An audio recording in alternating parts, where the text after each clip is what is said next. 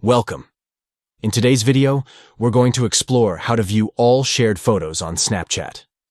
If you've ever lost track of those funny snaps or memorable images sent by friends, this guide is for you. Let's dive into the steps to find all those cherished photos in one place. First, grab your Android device and open the Snapchat app.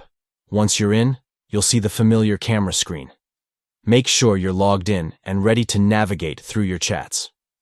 Next, you'll want to find the channel or conversation where the photos were shared. This could be a one-on-one chat with a friend or a group chat. Once you've located the desired channel, tap on it to open the conversation. Now take a look at the top of the screen. You'll see the contact name or group name displayed prominently. Tap on that name to access more options related to this conversation. After tapping the contact name, scroll down the screen.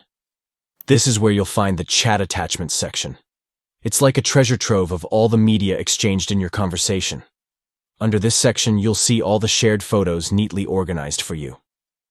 With just a few taps, you can revisit those fun memories. Whether they're hilarious moments captured in a snap or beautiful pictures shared during a special occasion.